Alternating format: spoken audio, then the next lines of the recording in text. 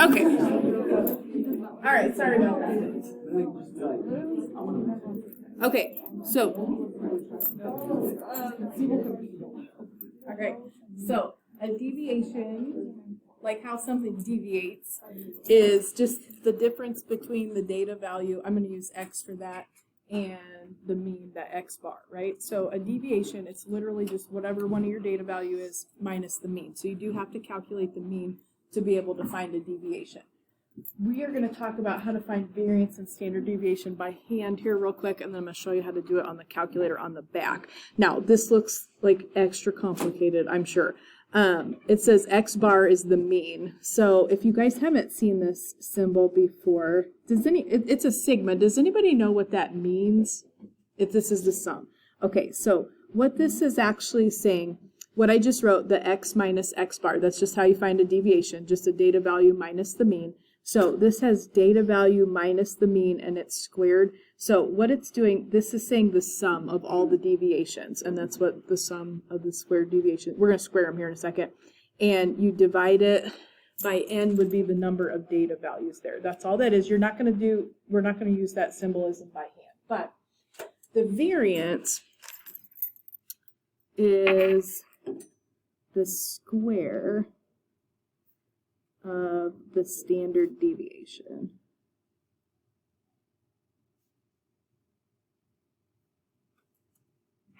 Okay, now the reason, when you find a deviation, right, your data value minus the mean, that could be a positive number or that could be a negative number. So what they do in case it's negative is they take all the deviations and square them to cancel out the negatives. So when we take and find the variance, what you do to find the standard deviation is just take the square root of that. So you're going to square all the deviations. That gets rid of any negatives. But then you're going to put it back to the standard deviation by taking the square root. I'm making this sound more complicated than it is. So all this says the standard deviation. And the symbol you're going to want to look for this, it's like a little O with like a little cursive thing. You'll see this on the calculator. So standard deviation is the square root of the variance. So you have to, if you're doing this by hand, you have to calculate the variance first, and then you take the square root of that to get the standard deviation. If you're using the calculator, it will just give you the standard deviation, so I'm going to show you how to do that on the back here. Okay, now, the greater the standard deviation, or the variance, if you have two data sets and you're comparing them, the bigger the standard deviation, the more spread out the data is.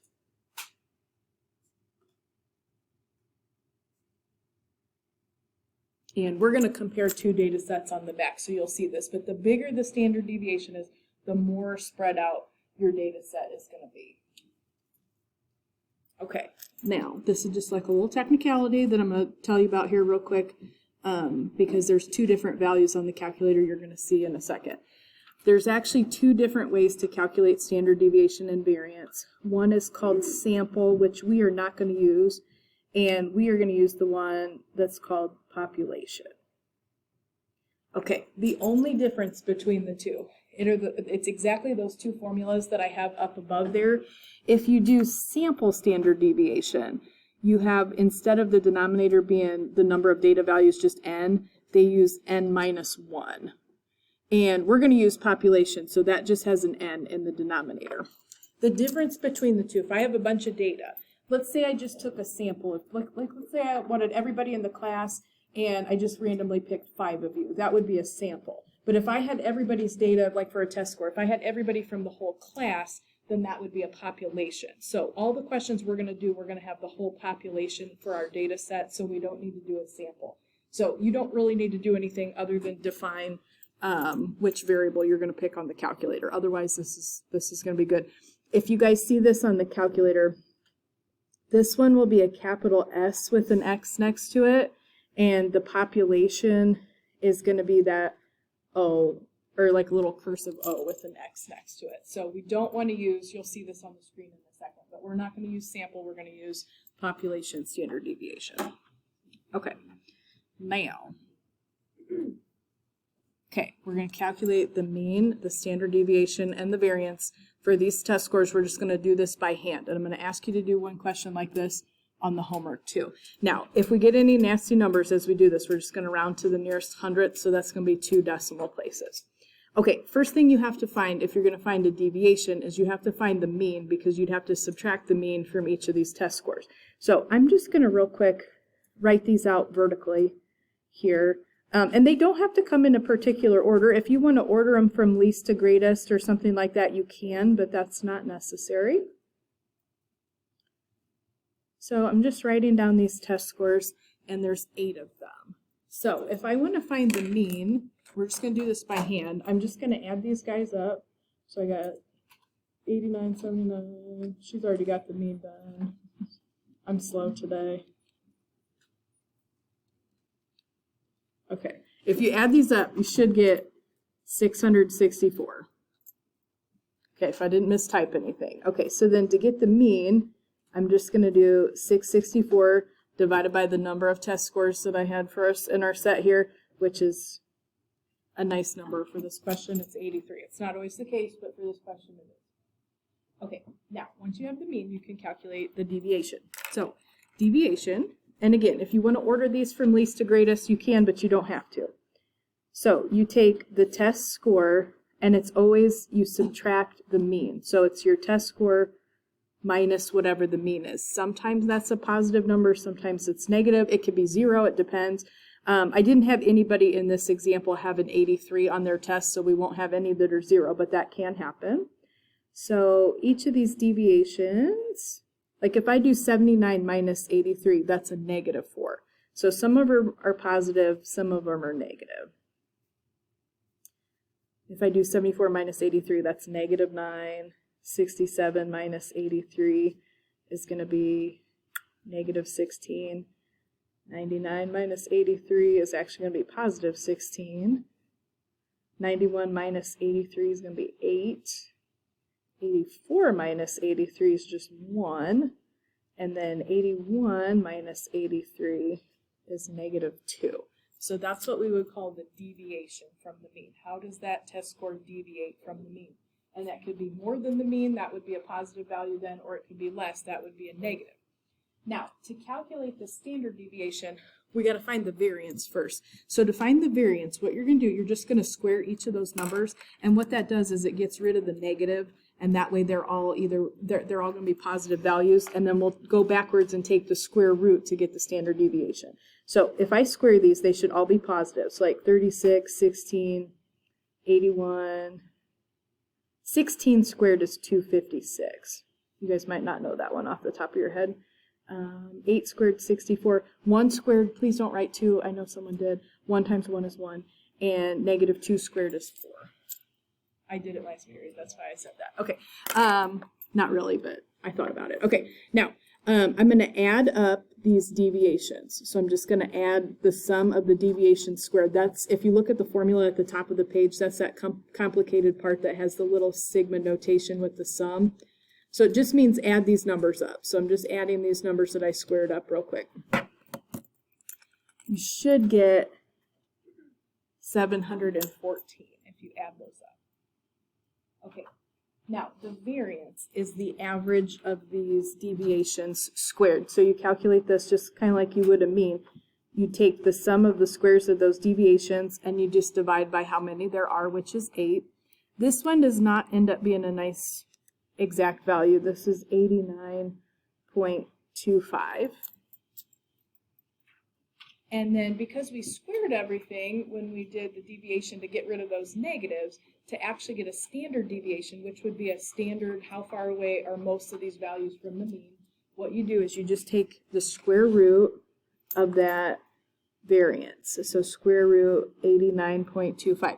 Now, this is not going to be a nice number. Whenever you take a square root of a number that's not a perfect square, it's irrational, so it's a nasty number. I'm just going to ask you guys to round to 2 decimal places. So this is about standard deviation, about 9.45. Okay, is anybody having a question? Okay. Now, I'm going to have you guys do this now on the calculator on the back. but I'm going to compare two data sets. So this is not current data. These are old lists of heights of people on the Pacers and the Lakers basketball team. So this is not current. This is probably older than you. Anyway, these guys are called a dot plot. So each dot would represent a person. What is the matter? Okay. Okay. These are the people's height in inches, okay? So what I'm going to do is just write down the data, basically, because they've got it in a dot plot, so I want to kind of convert that to actual numbers. So the shortest person, 69 inches would be like 5'9", okay? So after that, I've got two people that are 70 inches tall, nobody at 71, one person at 72, one person at 73, one person at 74. Okay, nobody at 75 or 76, one person at 77, two people at 78, and I'm way off the screen, sorry, one person, 79. Okay, now, if you guys, we could calculate the deviations by hand just like we did on the front, but I'm going to actually just use my calculator to kind of speed up the process here. So to do that, I'm just going to walk it through with you like we did yesterday. We use this menu. All right, just hit your stat, and then we want to edit and put these heights in here. So I'm just going to hit enter from that screen, and I'm going to just arrow up to the top here if I have some data, and just hit clear and hit enter. That'll wipe out any data you might have in that column. If you accidentally are up here and you hit the delete key, it will get rid of the column. We do not want to do that. So if you accidentally did that, if it doesn't start with list 1, hit stat, and then number 5 there says set up editor. Just hit enter twice and that'll reset. If you accidentally deleted a column and you had data in it, it will restore it. But you just want this when you go into your stat edit, you want it to start with list 1. Okay, so I'm just going to enter the heights. There should be 10 here.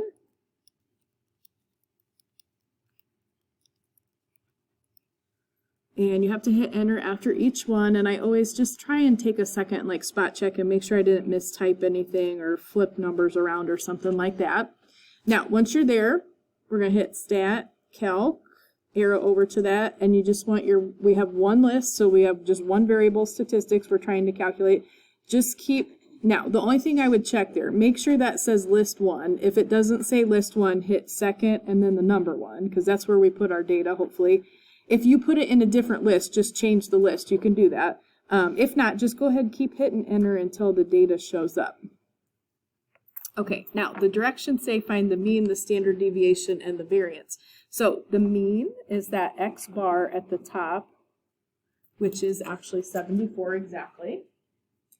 And you guys will see what I was talking to you about. So as you come down here, this SX, that is the sample standard deviation. We do not want that one because we have the entire team. We want the population standard deviation, which is that little kind of cursive OX. So that's the one you want on the screen. This is the standard deviation, okay? That OX, that is the standard deviation. The calculator does not display the variance. The variance is used to get the standard deviation, so the calculator will not display that. And I'm just going to go 2 decimal places. It's about 3.58. Okay, if I knew the standard deviation and the question says tell me the variance, how would I find that? Square it. So this is the square root of the variance. So if I want to know the variance, I'm just going to take that 3.58 and square it. And it's not super accurate because I rounded it, but this is what we're going to do. So for my variance, I would call that 2.82 to the nearest 100 there. The standard deviation is what we're more interested in, but if you do have to find this by hand, you have to find the variance first and then take the square root of that to get the standard deviation. Because the variance is going to square all the deviations and get rid of those negatives. But the calculator does not display the variance. So if your question asks you for that, then you got to find it by squaring. This is going to be that 3.58 squared. Okay, now for the Lakers. And you guys can see when you look at these dot plots, these are totally different. Like the Pacers, their heights are all over the place, right, on this number line. The Lakers have 6 people that are the same height. So they have one person. This one has the same minimum and the same maximum that they do for the Pacers. The shortest person, 69, inches, the tallest person 79, but their data is just concentrated really in the around the 74 there. So you have one person that's 73. There are 6 different dots that are 74. 6. Okay, I've got one person 75 and one person 79. So I'm just going to go back into that menu there real quick, just stat edit, and I'm going to clear out. So arrow up to the top, hit clear, hit enter. That'll wipe out everybody in list 1, and I'm going to enter the Lakers heights here. There are 6 people that are 74 inches tall. 6, okay. 75, 79. And again, there should be 10 entries here. Okay, once you feel like you got your data in, just hit stat, arrow over to calc, and then just one variable, statistics. I just have the heights of all the Lakers team here. And they actually end up having the same mean, exactly 74. That's not rounded or anything. You can see that on the calculator. Now, for your standard deviation, you want the little OX, if you will. And I'm just going to go 2 decimal places, so 2.28. And again, this does not display the variance. So if the question says, hey, what's the variance? All you have to do is take the standard deviation and square it. So I'm going to do 2.28 squared. And to the nearest hundredth, I'm just going to go 5.2 for the variance there. Okay, now let's just look at this for 1 second. And you can, if you want to, you could look at the variance or you could look at the standard deviation. But I'm just going to pull this down so you guys can see these plots here real quick. Okay, if I compare these, the standard deviation, 3.58 here, standard deviation for the Lakers is 2.28. If you guys look at those plots, see if that makes sense to you. This is a bigger number. The bigger the number is, the more spread out the data is. So this is a good visual. You can see that the Pacers, their dots are spread out all over that number line, whereas the Lakers, almost the whole team is like right here in the middle, concentrated around what actually ends up being the mean here. So their standard deviation is much smaller because their data is all more concentrated. It's not as spread out. Now we do have these 2 points like on the outside, but most of their data is in the same location. So this one's going to have a smaller, or this one's a smaller standard deviation, larger if we're comparing them. Okay, now these questions down at the bottom. This says the heights of all the Pacers fall within how many standard deviations of the mean. Okay, now for both of these teams, actually, the minimum height is 69 inches and the maximum height is 79. Okay, so this says the heights of all the Pacers, so I'd have to cover all these numbers, fall within how many standard deviations of the mean. Okay, so here's how you, does anybody know how to calculate how many standard deviations you are away from the mean? Do you know what you do? No? Yes, maybe? I don't know if anybody's ever, probably haven't done this before. Okay, this is just my way to do it. I just put the mean like in the middle. And it's actually the same for both of the teams, but we're going to do the Pacers first. Okay, now the Pacers standard deviation, yes, was 3.58. Okay, here's what you are going to do. You are going to take the mean, that's me in the middle. I'm going to add 3.58 to 74, and I'm also going to subtract 3.58 from 74. On either side, you got to add it and subtract it. That will represent one standard deviation away from the mean. So you got to add it on, or add it on the left and add it on the right and subtract it on the left. So here, if I do that on this side, it'd be 77.58, and I'm going to take 74 minus that 3.58. So on this side, this would be 70.42. Okay, this, because I added and subtracted, that would be one standard deviation away from the mean. So all the heights that fall in that category, they're in within one standard deviation of the mean. Now, if I have to cover from 69 to 79, I'm not going out far enough here, so I have to do it again. So I'm just going to repeat the process. You're going to add and subtract the standard deviation, but when you do it now, you want to use the two numbers that you just wrote down. So I'm going to take like that 77.58 and add 3.58 to that. This would be 81.16. And then on the other end, you're just going to take the 70.42 and subtract that standard deviation, which is 3.58. So this is 66.84. Okay, now between those two values, the 66.84 and the 81.16, this is now within 2 standard deviations of the mean. Now, if I just have to cover from 69 to 79, both of those numbers are encompassed in that. So my answer to that question is all the heights of these guys fall within 2 standard deviations of the mean. Okay. Now, for the Lakers, they actually have, they had the minimum and maximum were actually the same numbers. And they actually had the same mean, but they had a different standard deviation. So within 1 standard deviation here, we're going to add and subtract 2.28 from the mean. So on this end, I'd have 76.28. And if I do 74 minus that, I'm going to get 71.72. Okay, so like not even close. I need to go all the way, I need to go bigger on both sides. So I'm going to repeat that process. So I'm going to add that 2.28, but just add it to the numbers you just wrote down and subtract it. So on the left end, get 69.44, and on the right, we're going to get 78.56. Okay, now I'm still not short enough or tall enough to cover everybody on the team because I need to go down and cover 69 and up to cover 79. So we're not making it here. We're going to have to at least go out one more. So I'm going to add plus or minus on either end. And I just wrote that wrong, 2.28.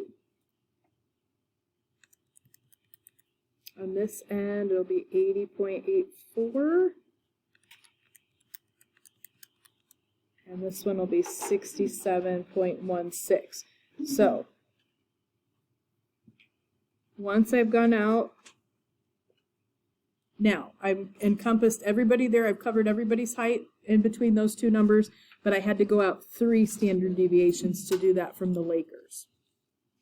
Okay, is anybody having a question? Okay. It's not terrible.